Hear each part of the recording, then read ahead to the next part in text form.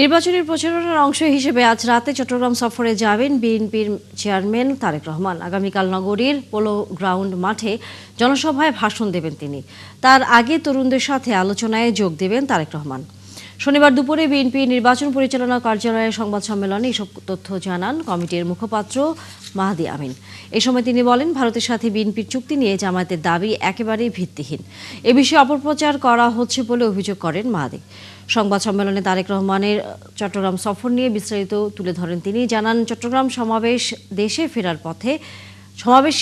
ফেরার পথে ফেনীতে নির্বাচনী সমাবেশে অংশ নেবেন তারেক রহমান। এছাড়া 14 গ্রাম, দাউদকান্দি সহ 3টি আলাদা সমাবেশে বিএনপি চেয়ারম্যান বক্তব্য রাখবেন।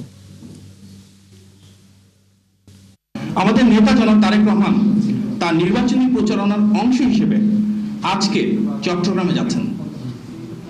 সফরের শুরুতে তিনি আজ 24শে জানুয়ারি রাত 7:35 ঢাকা থেকে বিমানযোগে চট্টগ্রামে পৌঁছাবেন এবং সেখানেই রাত্রি যাপন করবেন। আগামীকাল অর্থাৎ 25শে জানুয়ারি সকাল 9:30 স্থানীয় একটি হোটেলে তিনি বিভিন্ন বিশ্ববিদ্যালয়ের 300 জন শিক্ষার্থীদের নিয়ে ইউথ পলিসি টকে অংশগ্রহণ করবেন।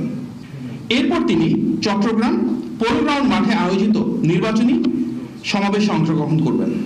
একটি রাজনৈতিক দলের খুব প্রভাবশালী একজন নেতা ভারতের সঙ্গে চুক্তির বিষয়ে যে দাবিটি করেছেন, তিনি একটি মিডিয়ার কথা বলেছেন। স্বাভাবিকভাবেই তার সপক্ষে তিনি কোনো প্রমাণ উপস্থাপন করতে পারেননি, কোনো প্রমাণ উপস্থাপন করতে পারবেনও না।